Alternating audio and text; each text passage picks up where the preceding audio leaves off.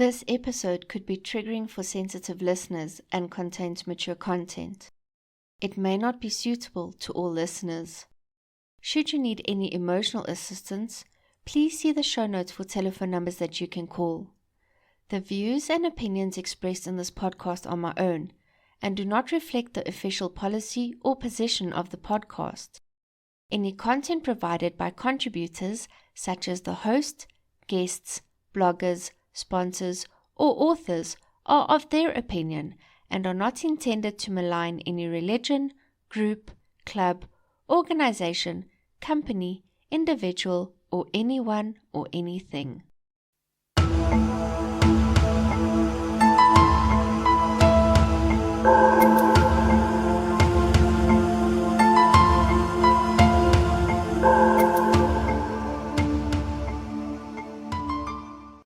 It was not so much Marxist and Maoist as a cult of Bala as a person. So he took what he thought suited him from that ideology as well as from other things to promote himself, because he's basically a narcissistic psychopath, really, and just wants everybody to worship him and do as he says without question. And he was obsessed about controlling other people. He loved violence and those totalitarian dictatorships and things. He really loved that, because I think he wanted to be like that. He wanted to be like Stalin or Mao or Pol Pot, where everybody just listens to him, and if they don't, then he can kill them with impunity.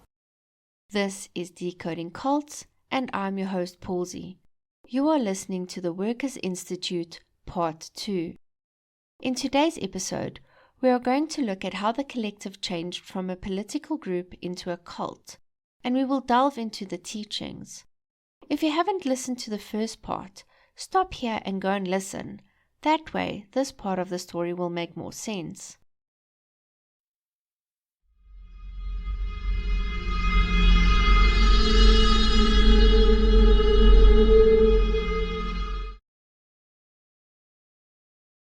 In the last episode, we left off where in 1980, Shonda was admitted to hospital and had to remain there for a number of weeks. With Shonda out of the house, obviously Bala had some needs that he needed to have met. So this is where he strikes up an affair with one of his most loyal followers, Sean Davies. Sean's mother had become worried as she had not heard from her daughter in years, and just wanted to make sure she was okay. When she finally tracked her down and arrived at their doorstep, Sean simply said to her mother, "Go away, I have got no mum." Her mum must have been heartbroken, having lost her husband and now being rejected by her daughter. I can't even begin to imagine her pain. I do sometimes wonder if Sean did have an affair as publicized, or if she was just one of Bala's victims, but I digress. Sean became Bala's 2IC and also a strict enforcer of his rules. Speaking of rules, I'm going to move away from the history of the group a bit and talk to you about some of the beliefs that he had been teaching his followers to this point. One of his teachings that he continued was the imminent invasion by the communists of the British fascist state, which he would refer to as the BFS. But instead of putting a date to it, he just kept saying that it was gonna happen any day. As I mentioned in the previous episode, it's typical of cult leaders to create a big threat which scares the followers into staying with them to stay safe, or in this case, be on the right side of the fight for communism. Furthermore, he stated that there were spies everywhere and the followers must thus speak as little as possible and communicate through notes. In his words, write everything down and KQ, or keep quiet. Not only this, but they were to ensure that their handwriting was the exact same as Bala's. They were told that any other handwriting was, quote, a sign of revolt. And they were also told that if their writing was slanted backward in any way, it meant that they were as backwards as their handwriting. Cutting off communication between people is another way in which he controls his followers, by ensuring that they don't speak to each other. Oh, and to ensure that they don't form close bonds, he would cultivate an environment of snitching. We know from Dr. Hassan's bite model, under information control, that spying on one another is one of the tools that these leaders use to control their followers. Meal times were also a strictly quiet affair. Meal times were the same time every day and were always prepared by the followers. Bala would be served first, of course, and then the rest of the followers. And they were supposed to sit down and eat in absolute silence. Everyone had to stand whenever he entered a room, and you had to greet him each time you passed him in a corridor. One of his teachings that I just could not figure out was the banning of laughter. I can't wrap my head around why on earth he would banish laughing. Let me know if you have any thoughts or theories around this one. Something that struck me was that he would at times change one of his rules on a daily basis. Followers would be told to do one thing the one day, but then be rebuked the next day if they did the same thing. In my opinion, it's almost as if he either could not remember which rules he had put in place on any given day, or that he got a kick out of changing the rules in an effort to keep his followers on their toes. Then there were the lectures. All of the followers were subjected to daily lectures hosted by Bala. These lectures could go on for hours, and the followers had to stand the entire time and were not allowed to break eye contact with him at any time. They were also given phrases they had to speak, like, AB is nature, nature is AB. AB's knowledge is the truth, and the truth is AB's knowledge. At times they would only mouth, AB is God, God is AB. These are examples of thought-stopping techniques used by cult leaders to control what their followers think. He took this a step further by claiming that all of their brains were dirty and they needed to wash them clean so that he could give them the right, pure thoughts. I mean, he's telling them that he is going to indoctrinate them. But by this time, they were so deep in it, I don't even think it registered. Bala told his followers that he was actually the secret ruler of the world, and he would only be able to actually rule the world once the communist invasion had taken place.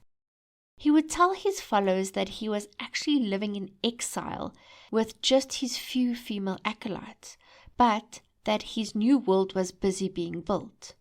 He stated that at some point his covert leadership would become overt, and he would then overthrow all of the governments and assume his rightful role as leader of the world. This would happen in Kerala, India, as this was where he was from, and according to him, India was the center of everything. If you recall from the last episode, this of course happened to be the place where he was born. He also claimed that he was immortal. As an outsider, I was flabbergasted that they would believe this, as he was aging just the same as they were. But again, his indoctrination was so complete that they believed every word he said. So much so that they believed him when he said that they didn't need any medical or dental care. Their teeth would rot and fall out because when they turned 100 years old, their teeth would miraculously grow back. I saw a documentary where one of the ex-followers believed this so much that even after she had left the group, she tried to convince a dentist that her teeth would eventually grow back, despite his arguments to the contrary. As I mentioned earlier, he told his followers that they were not to go to the doctor. He claimed that the NHS, the National Health Service in the UK, actually stood for Never Help Self, and the abbreviation for doctor, DR, actually meant Death Restorationist.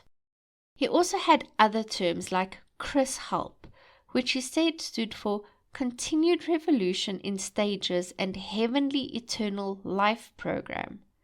This guy loves his acronyms, and more of these will pop up as we continue in the story.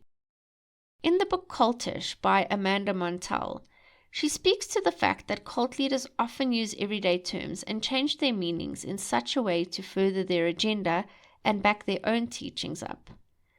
He would claim that whenever a person got sick, it was because they were having impure thoughts towards him. And his cure for illness? Well, firstly you need to meditate and focus only on Bala, only on him. And if that didn't work, he would simply try to beat it out of you. Oh, and there were also compulsory afternoon naps, because according to Bala, this would keep you healthy. Now, some of you must have taken a bit of a pause here, because one of the followers was in fact a nurse, and Shonda, his wife, was in hospital. Well, when followers were extremely ill, they would be allowed medical care. And as for Okar Eng, the nurse, well, it's my opinion that by this time, she was so indoctrinated that she would believe anything he said, despite knowing the opposite. We even saw this in my very first 2 episodes where we covered 7 Angels Ministries, where followers who were teachers would still take their children out of school for fear of Satan being in the educational system. Fear is a very powerful tool used by these leaders.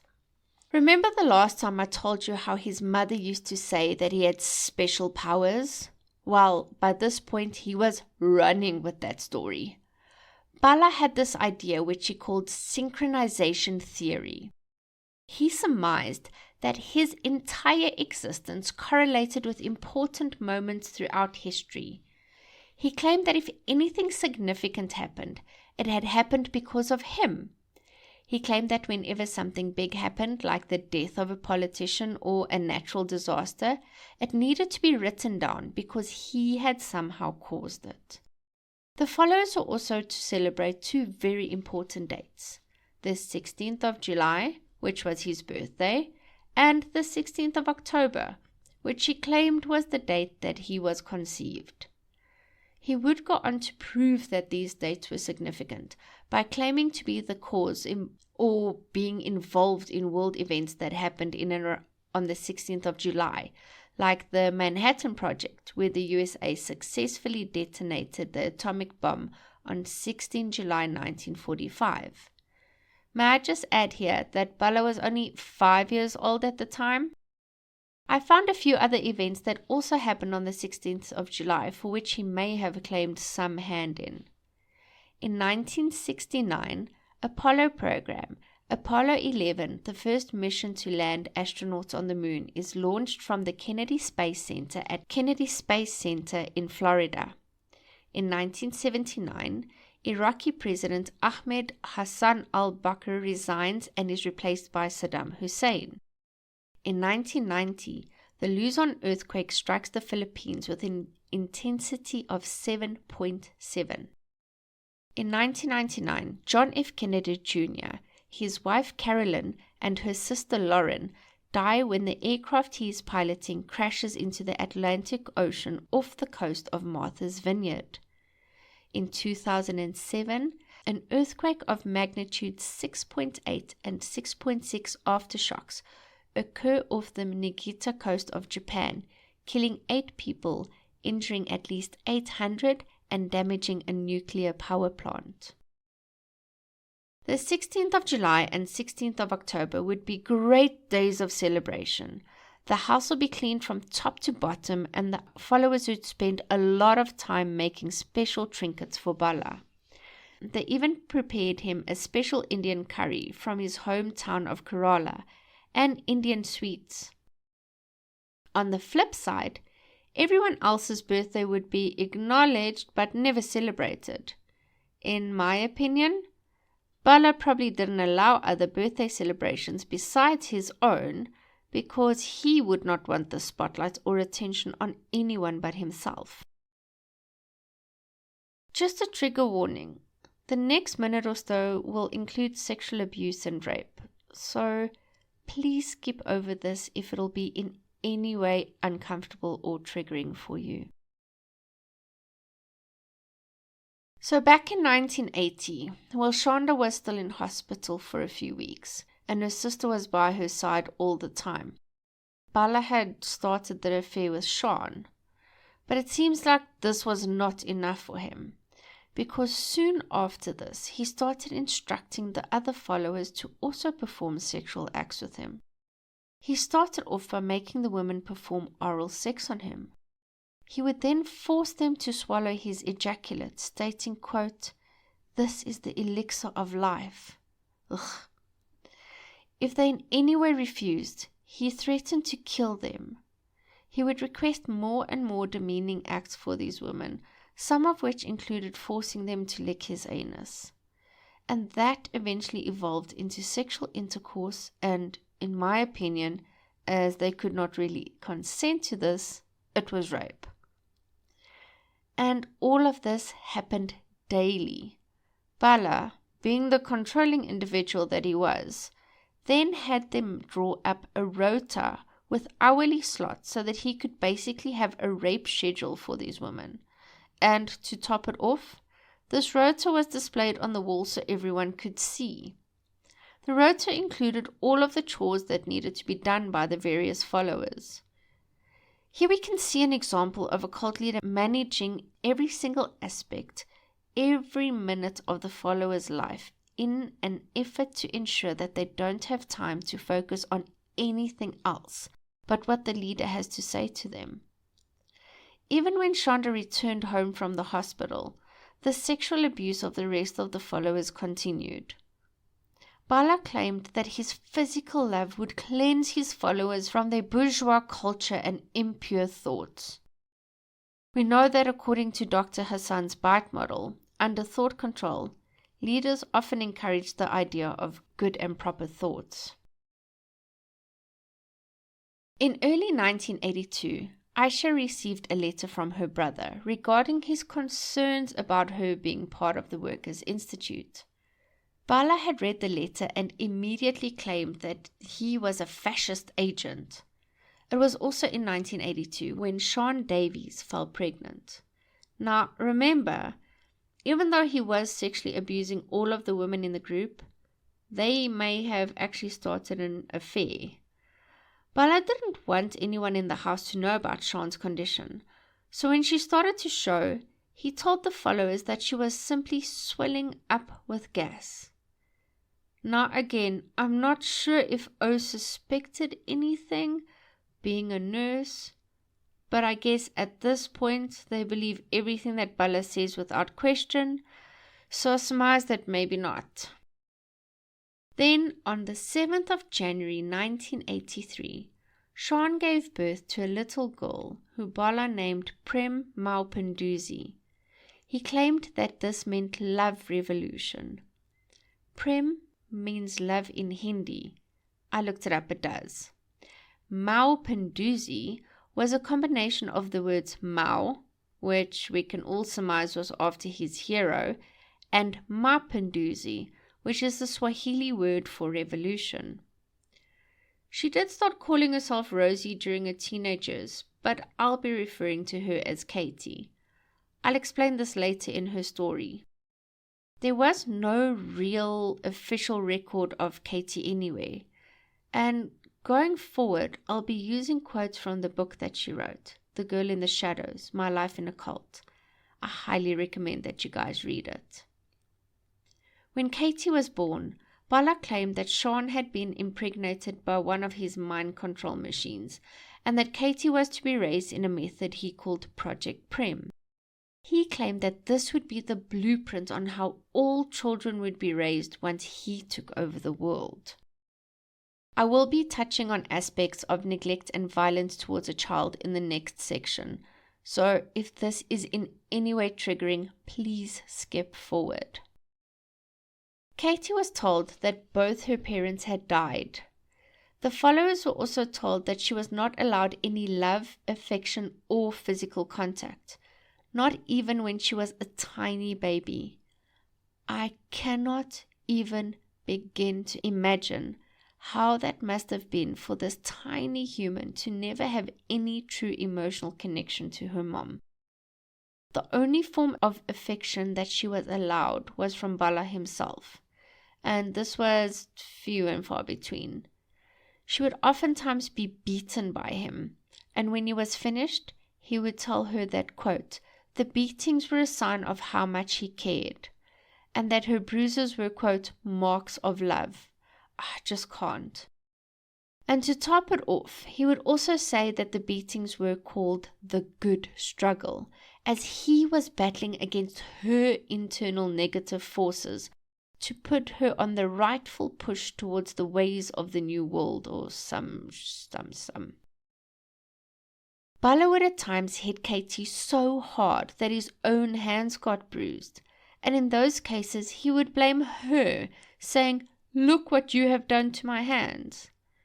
She was also not immune to the culture of snitching, and whenever she would break a rule, one of the followers would immediately inform Bala. In my mind, the worst of all was that Sean, her own mother, was always particularly hard on Katie and would most frequently get her into trouble with Bala. Now, I'm not a mother, but I cannot imagine for a second that my mother would ever do anything like that.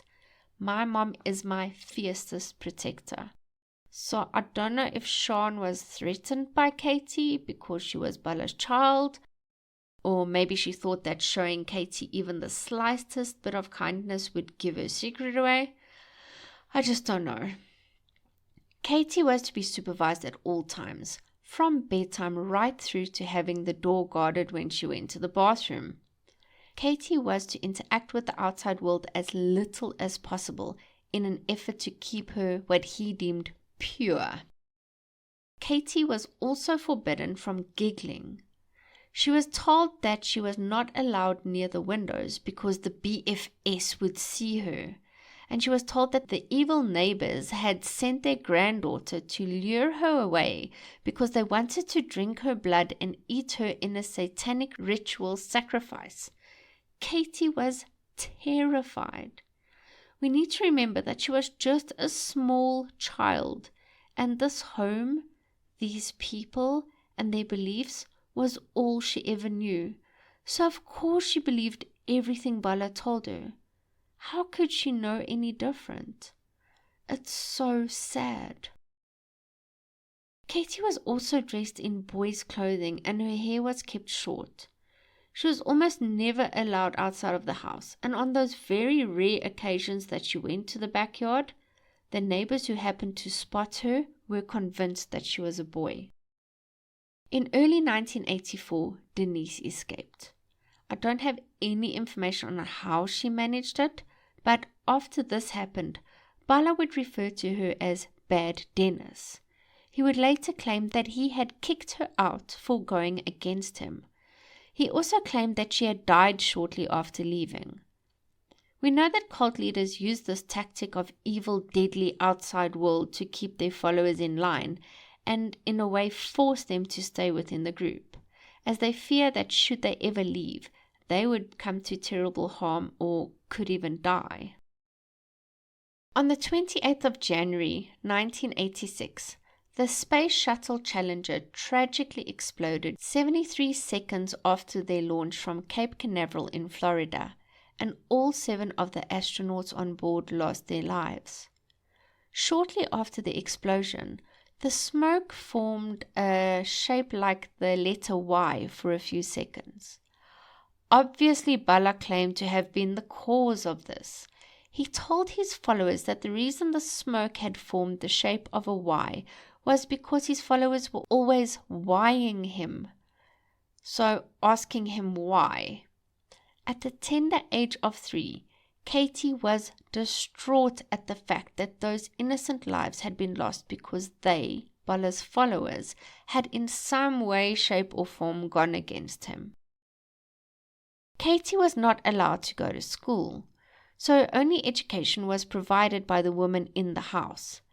She learned to read and write, but not much else except Bala's indoctrination. Once she could read and write, she was told to document everything about her day. But as her days were basically limited to what she could do within the confines of the house, she basically documented every single thing that Bala did. Anything of significance was to be written in what was described as communist red ink.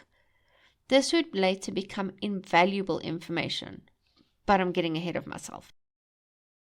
Katie was also taught that she was never to use the telephone. Well, actually all of the followers were told this, because if they did happen to use the phone, the fascist state would send deadly waves through the phones that will kill them. Now, just a reminder, Shanda and her sister Shoba are with Bala when all of this is happening. As Shoba was wheelchair bound, O was mostly tasked to take care of her. It seems like Bala would somehow convince Shanda to leave the house for long periods of time with her sister, even though she claims innocence. I just don't believe that she didn't know that what was going on under her own roof. But that's just my opinion. Her family would even come to visit, and when they did, the followers and Katie would have to leave the house for a few hours while they were there. We can see here again, Shanda was allowed contact with her family, but the followers had to cut all ties with theirs. This is often the case with cult leaders, where they make followers follow all these rules, but they don't adhere to the rules themselves. A quick trigger warning here. I'll be speaking about domestic violence, so please skip over the next few seconds if this will be in any way triggering to you. On the evening of the 23rd of April 1988, Leanne declared that she was leaving. Not like leaving the house, but leaving the group. I can just imagine the strength that it must have taken for her to say that after having been indoctrinated, beaten, and raped for around 10 years. As you can imagine, Bala was having none of it. He first ordered her to sit down, and when she actually had the audacity to ignore this request, he ordered his other followers to hold her down. Once she had been pinned down to the ground, Bala climbed on top of her, and while claiming that she had been infected by the fascists, he repeatedly punched her in the face with both of his fists. Her face was so badly bruised that she had to take a few weeks' leave from work. And then she became the focus of Bala's rage. If you're wondering why no one was stepping in to help Leanne, well, on the odd occasion where someone did try to intervene, not only would they also get beaten, but the original person's punishment would be even worse. To her credit, she did try to escape again on the 22nd of July 1988, and even got as far as Southampton. But having been with the group for so long, and having no support system in the outside world, she phoned the house and asked them to come fetch her. When she returned, she was shouted at by Bala and berated as a traitor by her fellow followers. I'm going to put another trigger warning in here. I will very briefly but graphically be quoting a reference to suicide. Bala would also use anything from his followers' past to belittle and rebuke them. In her book, Katie describes, quote, "Though sometimes AB denounced the whole group, most attacks were sharply personal. He always seemed to know exactly how to turn the screw. Josie came from a wealthy family, so AB falsely condemned them as genocidal war criminals who'd profited from the blood of innocents in unjust wars and occupations. Sian's father had committed suicide when she was 17. She'd been the last person to speak to him, so AB declared that she was the reason he'd blown his head off with a shotgun, and maligned her too for the madness that surely now ran through her veins. With Aisha, he reminded her that deportation could be just a phone call away if she did not follow him properly." End quote. We know from Dr. Hassan's bite model that under emotional control, cult leaders often promote feelings of guilt or unworthiness. Even though Sean was Balla's 2IC, Shonda was still his wife and was always treated better than the rest. Sean would, however, go out of her way to be respectful to Shonda and would try to please her in any way she could, but Shonda treated Sean very coldly. This doesn't really surprise me in the least, especially since there were a bunch of women living in her house and one becomes pregnant with a child that looks very much like her husband's.